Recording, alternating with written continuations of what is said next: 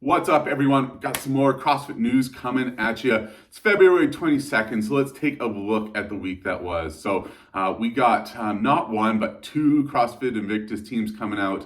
We got all our open matchups or an open announcement matchups for 2024 announced. And then going to take a quick look again at who's in and who's out for the 2024 season. First up, we got the 2024 version of CrossFit Invictus, reigning fittest team on earth. Half the team remains the same and the other half has been swapped out. So coming back this year, you got Josa Chama. He's also joined by Devin Kim from last year's team as well. And then the two newcomers, Jorge Fernandez is out. Looks like he's training over at Mayhem. In steps Chandler Smith. Probably not that big of a surprise. And then on the women's side, Brittany Weiss, she's stepped out. Lauren Fisher's in.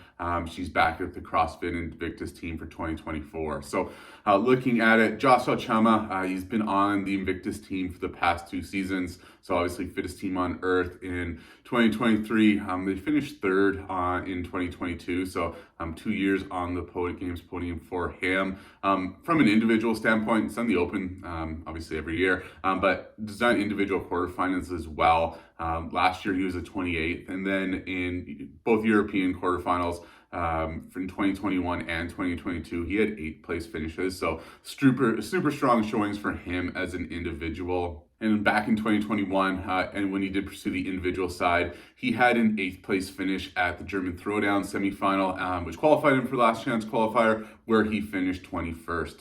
Joining Al-Chamaa on the men's side, you got Chandler Smith, obviously Games athlete himself. He had a 7th at the Games last year, kind of a big comeback year for him, which was great to see after the 2022 season. Kind of really started that. He had a 1st at the CrossFit Games with James Sprague and Jack Farlow in that field. Went on to have a podium finish at the Rogue Invitational in 2022, which really kind of kicked off his season last year. So really great to see him back in top form. Chandler Smith also had a pretty busy offseason, had a 13th at the Rogue Invitational and a 15th at Dubai. So really busy schedule. He was also over at the Down Under Championships on a team there as well with Noah and I think Tola. So really busy offseason. So good to see him coming back for 2024. He was rumored to go team. Obviously, the big offseason news was he was going to join Noah at Peak 360, but kind of makes sense with Jessi Smith also being part of an Invictus team for Chandler Smith to stay in that Invictus environment, which he did so well in last year. So wish him the best. And then, or honestly, I think this puts them in the front seat for repeating. But obviously, on the women's side, you have Devin Kim. So she's been on the Invictus team as well for the past 2 years. So part of the podium team in 2022 and the fittest team in 2023. She also went to the Games 4 times as a teen athlete. So both years in the 14 to 15 division and both years in the 16 and 17 division. She had a couple 4th places in 16, 17, as well as a 2nd in the 14, 15 division 1 year. So good to see her coming back. She has been doing some off-season work as well as an individual. She had a 12th place at Dubai this year. And then 2 years ago in the 2022 Zealous Games, she had an 8th place finish. And the second woman on this team, as mentioned before, Lauren Fisher. She's no stranger to the CrossFit Games or being a member of a team on CrossFit Invictus. So back in 2019, when the Invictus team finished 3rd at the CrossFit Games as well, Lauren Fisher was a member of that team. All in, Fisher's been to the Games 7 times. I think 3 as an individual, 4 as a team athlete. Last time we saw her, 2022, as part of the well-documented CrossFit Reykjavik team. Last year, she did take a run at an individual competition. So she finished 13th at the North America West semifinal. So handful of spots out of that last qualifying spot, but also as an individual, busy off season for her as well. So she started off with the 2nd at the NorCal Classic in September, went on to qualify for Rogue out of the queue where she finished 12th and had a 15th at the Dubai Fitness Championship in December. So busy for Lauren Fisher. Having her back onto the team definitely gives this a solid second woman for them to defend their title at the CrossFit Games this year. The second team out of Invictus that has been announced in the past week, you got CrossFit Invictus Unconquerable. This team is made up of Emily Rethwill and Jessi Smith, who are part of the 2023 Unconquerable team that went on to the CrossFit Games where they finished 28th, and brings in 2 new team members on the men's side. So you got Phillip, Muscarella, and Roland Goldbomb.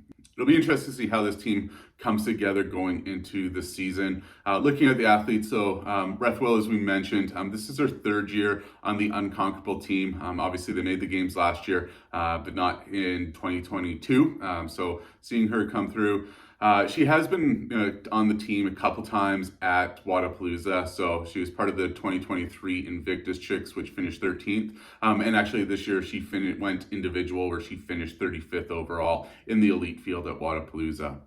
Jessi Smith, she joined Unconquerable last year and made her first trip to the CrossFit Games. Prior to that, she was an individual athlete, making 2 appearances at semifinals in 2021 and 2022. In 2022, Smith finished 11th at the Grand Games. In 2021, in her first appearance there, she finished in 18th. So continued steady improvement for Smith on the individual side. Switching over to the men's side of things, first up, you have Rohan Goldbomb. He kind of burst onto the scene last year in the CrossFit Open. He had a 5th place overall finish, so kind of just came out of nowhere for that.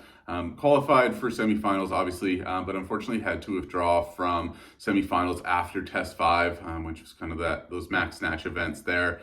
In 2022, he finished 22nd at the Syndicate Crown semifinal. And then this past offseason, he won the Greatest Fit Fest, which was a qualifier for the Wodapalooza LATAM Cup. And then he went on to finish 3rd overall in the LATAM Cup this year. So again, solid showing for him. He's kind of a relative youngster of the sport, so should give him a good opportunity to train in an environment with some of the best in the sport. So hopefully it will be great to see him develop as being a great member of this team. And the 4th member on CrossFit Unconquerable is a 3-time individual semifinalist, Phillip Muscarella. He finished 19th at North America West semifinals, so a solid top 20 finishing for him.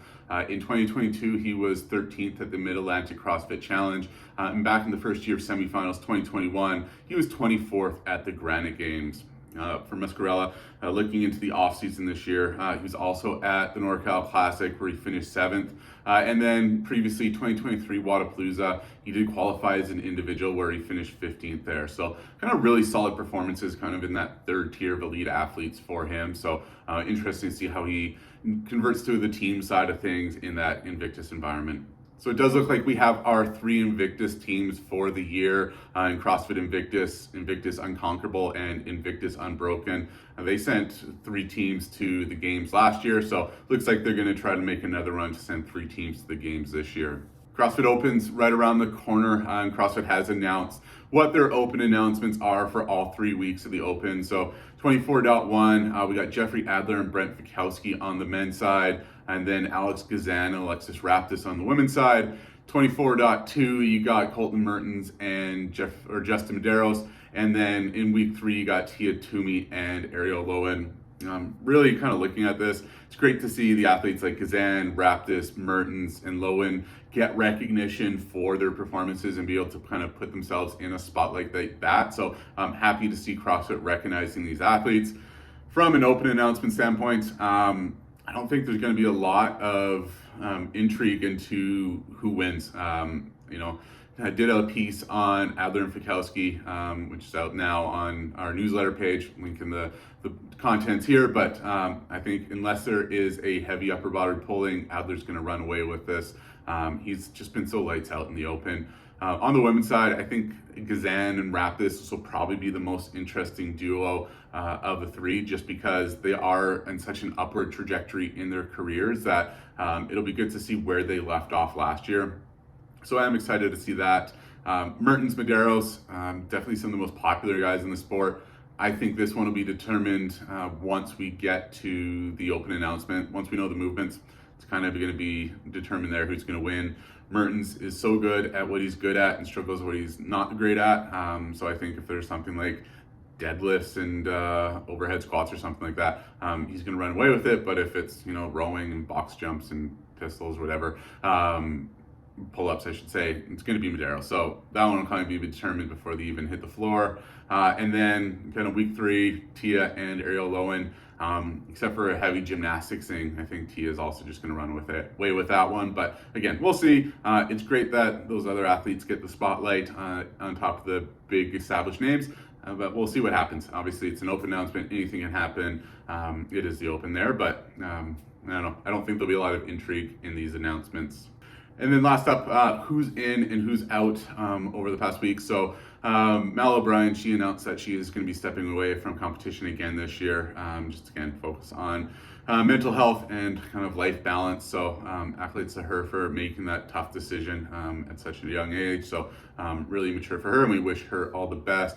And then Kelly Shirley, she shared a really heartfelt post about why she's stepping away from the season. So just due to the demands of being a elite CrossFit athlete, she really wants to take a step back, reduce stress on her body, and hopefully pursue a family with her partner. So definitely wish her all the best. I know it's great to see her perform at the games this past year after her years of attempting to make to the games and having a 21st place finish in her rookie year.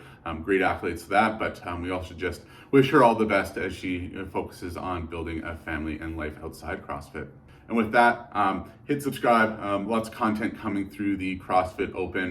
Make sure to watch out all of our in-depth open analysis that'll be out there. And then follow on Instagram at Fran Lung Analytics. We'll give you all the little bite-sized bits of details between these pieces. With that, have a great day. Take care.